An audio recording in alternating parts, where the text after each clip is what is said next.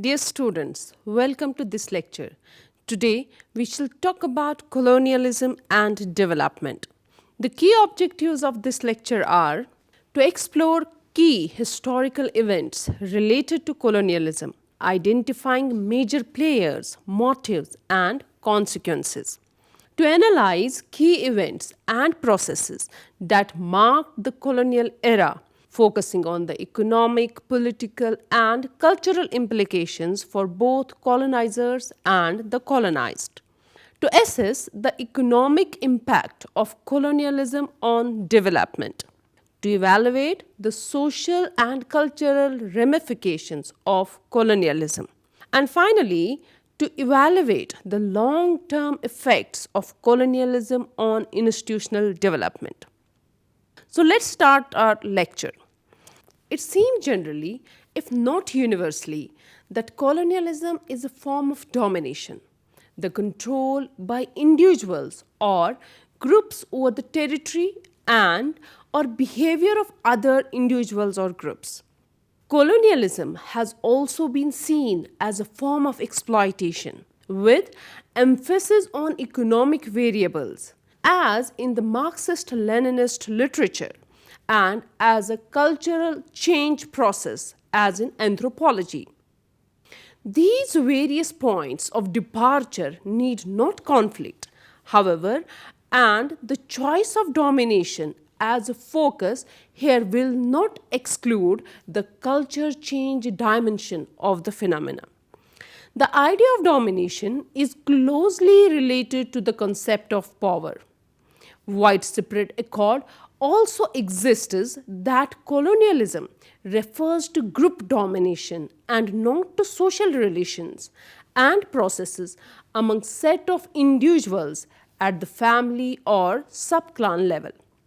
Two basic types of group domination can be distinguished: intergroup and intra-group domination. The criteria employed to differentiate the two is cultural homogeneity or heterogeneity. Intergroup domination refers to the domination process in a culturally heterogeneous society, and intra-group domination to that in a culturally homogeneous society.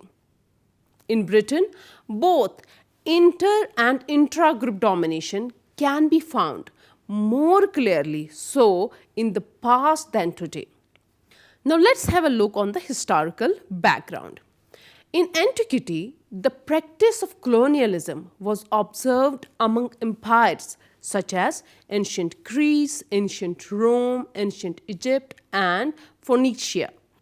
Commencing around 1550 BC, these civilizations expanded their borders beyond their immediate territories, establishing colonies that leveraged the physical and human resources of conquered populations to augment their own power. Ancient Greece exemplified this through city states founding colonies to acquire additional living space and economic advantages. A chosen group, following consultation with an oracle, would be dispatched to establish a new colony. Symbolizing the connection between the colony and the city, founders kindled a fire using a flame from the original city's central hearth, performing rituals to assert their claim to the new location. The Age of Discovery introduced a different colonial ritual, securing the sponsorship of a wealthy patron, often a monarch, and embarking on a sea voyage to explore unclaimed lands. Portugal, seeking new trade routes and civilizations outside Europe, initiated an empire in 1415 by conquering Ceuta in North Africa, lasting until 1999. Portugal then expanded to islands like Madeira and Cape Verde, promoting Spain's entry into exploration. Christopher Columbus in 1492 inadvertently landed in the Bahamas, marking the start of the Spanish Empire. Spain and Portugal competed for territories, colonizing lands in the Americas, India, Africa, and Asia. Western Europe, including England, the Netherlands, France, and Germany, swiftly joined colonial endeavors, challenging Spain and Portugal for rights to already colonized lands. Colonies were often acquired from indigenous inhabitants by small groups of European men using vessels, weapons, and trade items. For instance, Columbus in 1492 crew of 90 men left 39 behind to establish a settlement in what is now Haiti. The British Empire emerged as the most successful colonizer, boosting territories worldwide at its peak soon after World War I.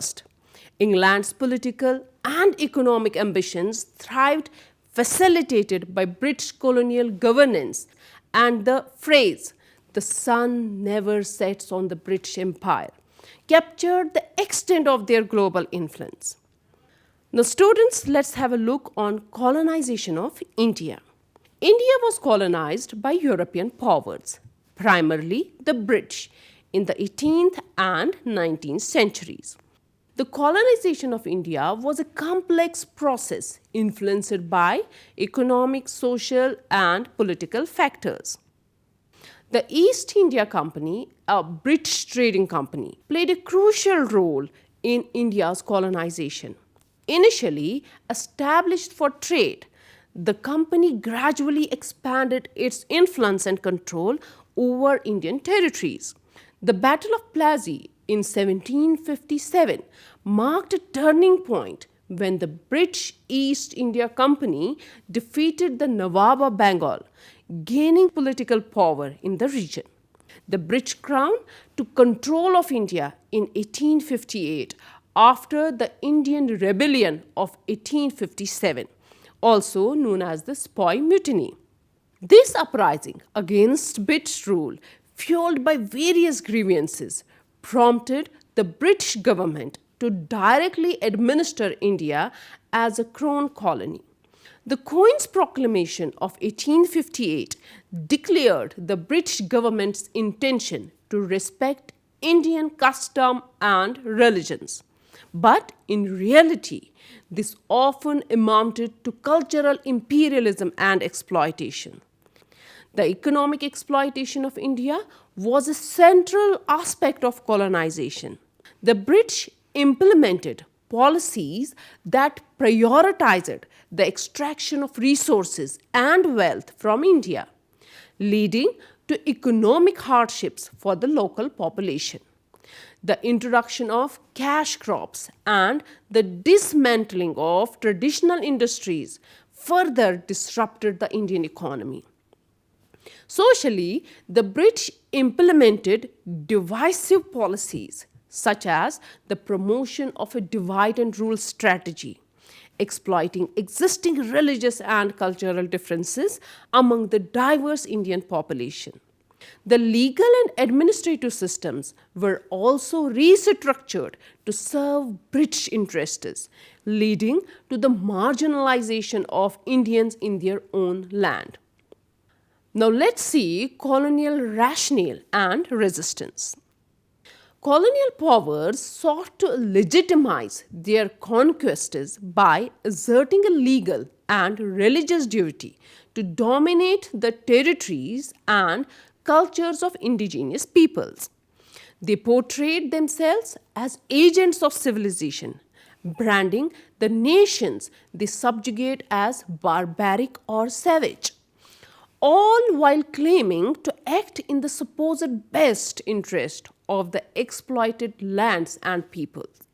Throughout history, church leaders played a significant role in endorsing and participating in the colonization of foreign lands and labor, often under the banner of Christian conversion.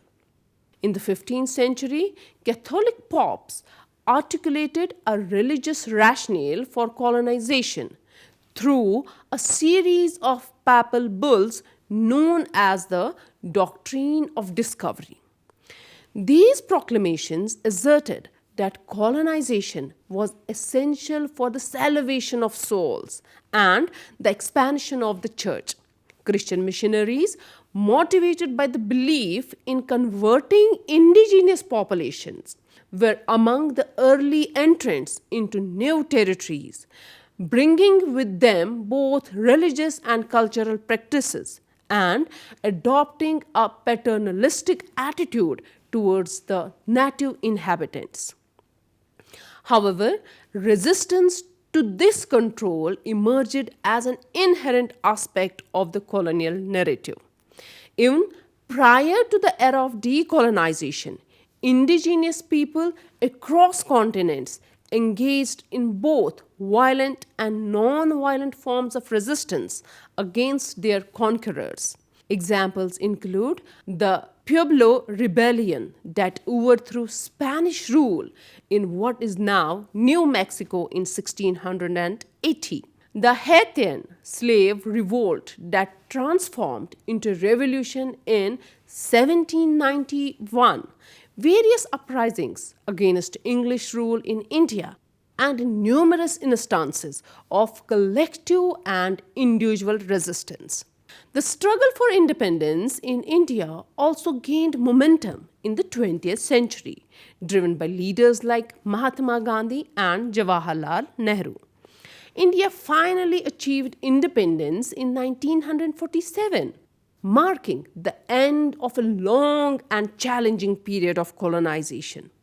The legacy of British rule is still evident in India's political, economic, and social structures, shaping its trajectory as an independent nation. In the face of European colonial ambitions, Ethiopia stood as one of only two African nations to avoid colonization. This achievement was attributed to strategic alliances forged by its emperor. In 1896, Ethiopia successfully repelled an Italian invasion in the Battle of Adwa, preserving its independence. Now, students, let's have a look on the assess the economic impact of colonialism on development. The prevailing global economic inequality we witness today is not a recent occurrence. Rather, it is the outcome of historical processes, notably European colonialism. The economic impact of colonialism on development forms a complex puzzle with far reaching consequences that have left lasting shadows on the economic trajectories of former colonies. A thorough examination of various factors, including resource extraction, trade dynamics, infrastructure development, and economic frameworks, is essential to scrutinize this impact. Colonial powers employed exploitative practices in resource extraction, depleting invaluable resources within colonies for economic gain. Notable instances include the British exploitation of Nigeria's resources and the wealth extraction by the British East India Company from India. The transformation of colonies into monoculture economies, focusing on producing a single cash crop or resource demanded by colonizers, created economic dependencies, making colonies vulnerable to market fluctuations. Trade dynamics under colonial rule perpetuated economic dependency, with colonial powers favoring the exportation of raw materials from colonies while importing finished goods. This trade imbalance obstructed local industrial development, limiting opportunities for value addition. The British trade policies with India illustrate this imbalance, draining raw materials to fuel their industrial machine. The dictated terms of trade by colonial powers resulted in unequal exchange rates and pricing, impacting post colonial nations' global competitiveness and market participation. Infrastructure development under colonialism strategically served resource extraction and transportation to colonial ports, resulting in uneven infrastructure development post independence. This disparity, seen in former colonies like Algeria or Kenya, hampers overall economic growth. Colonial powers discouraged industrialization in colonies, inheriting economies with limiting industrial capacity, hindering global competitiveness and job creation. Institutional frameworks established during colonial rule prioritized colonial powers' economic interests, leading to governance challenges for post colonial nations. The alteration of land ownership structures by colonial powers, often displacing indigenous populations, contributed to challenges in land tenure, agrarian reform, and socio-economic disparities in post-colonial nations. Post-colonial nations inherited high levels of debt incurred during the colonial period, limiting physical space for crucial development sectors. Education and healthcare systems in colonies tailored to meet colonizers' needs present challenges in human capital development for post colonial nations. The assessment of the economic impact of colonialism reveals a web of challenges for post colonial nations, from resource exploitation to unequal trade relationships and limited industrialization. Despite enduring challenges, there are opportunities for development through strategic investments, policy reforms, and addressing historical injustices. Recognizing the complexities of this historical legacy is crucial for crafting sustainable and inclusive development pathways that promote economic resilience and prosperity. The diverse experiences of countries such as India, Nigeria, the Caribbean nations, Algeria, Kenya, Zimbabwe, and others emphasize the varied and nuanced nature of the economic impact of colonialism on development. Now, let's see the social and cultural ramifications of colonialism. Colonialism had profound social and cultural ramifications on both the colonizers and the colonized. These consequences were complex and multifaceted, influencing various aspects of societies involved. Here are some key social and cultural ramifications of colonialism. So let's first look on the social ramifications. First, it is social hierarchies. Let's see from the perspective of colonizers. Colonial powers often established hierarchies that favored the colonizers, leading to the subjugation and marginalization of the indigenous population. Let's see from the perspective of colonized. Indigenous societies experienced disruptions in their social structures, with traditional hierarchies being challenged or replaced by colonial structures. Second, racial and ethnic stratification. Let's see from the perspective of colonizers, racism was perpetuated by colonial powers, with discriminatory practices based on race and ethnicity being institutionalized. Colonized indigenous populations faced racial and ethnic stratification, leading to segregation, discrimination, and unequal access to resources and opportunities. Third, there is cultural assimilation. The colonizers Colonizers often attempted to assimilate indigenous populations into the cultural norms of the colonizing society, eroding local traditions and practices. Colonized indigenous cultures faced the threat of assimilation as they were pressured to adopt the customs, languages, and lifestyles of the colonizers. Fourth, displacement and migration. Colonizers. Colonial policies frequently resulted in the displacement of indigenous communities to make way for economic endeavors such as plantations or resource extraction.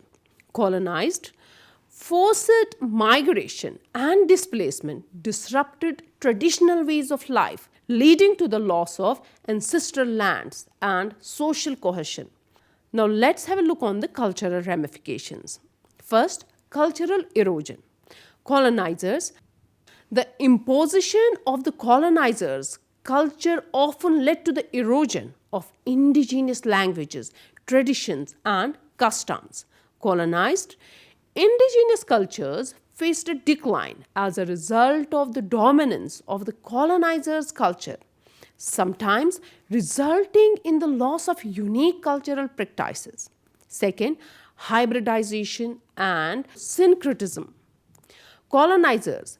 Cultural exchange between colonizers and the colonized populations sometimes led to the emergence of hybrid cultures, combining elements from both. Colonized.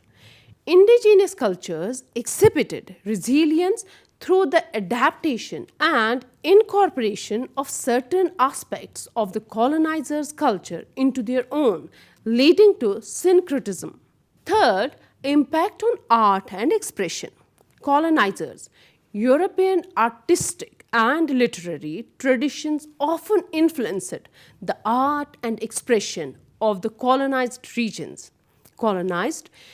Indigenous art forms and expressions were sometimes transformed or suppressed, while new forms emerged that reflected a blend of indigenous and colonial influences. Fourth, religious transformations. Colonizers. The introduction of European religions, often through missionary activities, led to the transformation of indigenous spiritual practices. Colonized. Indigenous religions and belief systems face suppression, conversion efforts, or syncretism with European religious traditions. Colonialism significantly altered the social structures and cultural landscapes of both colonizers and the colonized. The consequences are complex, involving a mix of cultural resilience, adaptation, and the enduring legacies of historical injustices. The impacts of colonialism continue to shape societies and intercultural dynamics in many parts of the world today. Now, students, let's have a look on the long term effects of colonialism on institutional development. Colonial legacies have left an indelible mark on the establishment and evolution of institutions in developing nations, profoundly influencing political structures, legal systems, and governance frameworks. This impact is intricate and enduring as the consequences of colonialism continue to shape the trajectories of post colonial nations. An exploration of the specific influences of colonial legacies on political, legal, and governance dimensions provides insights into the complexities faced by developing nations today. Now, let's have a look on the political structures. First, imposition of centralized power. During the colonial era, many nations experienced the imposition of centralized political structures by colonial powers. For instance, in India, the British established a hierarchical governance system with ultimate authority vested in the colonial Governor General. Post independence, India retained a federal parliamentary system, inheriting elements of centralized governance. This has led to debates on the distribution of power between the central government and states, influencing political dynamics and regional autonomy. In contrast, African nations such as Nigeria were subjected to arbitrary border demarcations by colonial powers, resulting in multi ethnic states. The centralization of power by colonial administrations in countries like Nigeria has contributed to challenges related to political representation and internal divisions along ethnic lines. Second, creation of ethnic and political divisions. The drawing of arbitrary borders by colonial powers significantly impacted political and ethnic divisions. In the case of Africa, colonial boundaries often disregarded pre existing ethnic, cultural, and linguistic distinctions. For example, the division of the Hausa, Igbo, and Yoruba ethnic groups in Nigeria by the British has fueled tensions and conflicts within the country, affecting political stability and the formation of a cohesive national identity. Now let's have a look on the legal systems. First, introduction of European legal traditions. Colonial powers imposed European legal systems on their colonies, influencing the legal landscapes of post-colonial nations. In South Africa, for instance, British and Dutch colonizers introduced a legal system that perpetuated racial segregation and discrimination through laws such as apartheid. The legacy of these legal structures persists in contemporary South African legal frameworks, shaping efforts towards reconciliation and justice. In India, the British introduced a codified legal system that combined elements of English common law and local customs. Post independence, India maintained this legal system, leading to a complex and hybrid legal framework that reflects both colonial and indigenous influences. Second, codification of laws. The codification of laws was a common colonial practice aimed at facilitating governance and legal administration. In countries like Nigeria, the British introduced legal codes that amalgamated indigenous laws with British statutes. The legacy of codification continues to impact legal interpretation and accessibility in post-colonial Nigeria as legal systems grapple with reconciling diverse legal traditions. Now let's see the governance frameworks. First, bureaucratic structure and administrative practices. Colonial administrations introduced bureaucratic structures and administrative practices to efficiently manage their territories. In Kenya, the British established administrative divisions and appointed local chiefs to oversee colonial rule. Post independence, Kenya retained aspects of this bureaucratic framework, influencing governance efficiency and the distribution of power. Second, legacy of authoritarianism or oligarchy. Some colonies were ruled by authoritarian regimes or oligarchies, limiting political participation by the local population. In Zimbabwe, the colonial period under British rule saw authoritarian governance and the dispossession of indigenous lands. The legacy of this authoritarianism persisted in the post-colonial era, contributing to governance challenges, political instability, and land reform issues. Third, military and security structures. Colonial powers established military and security structures to maintain control and suppress dissent. In Algeria, French colonial authorities employed a strong military presence to subdue resistance. The legacy of militarization continued post independence, affecting civil military relations and internal security policies. Now, let's have a look on the challenges and opportunities. Social and economic inequalities institutionalized during colonial rule persist in post colonial nations. In countries like Haiti, where French colonial exploitation led to economic disparities, the legacy of inequality has posed challenges for development and governance.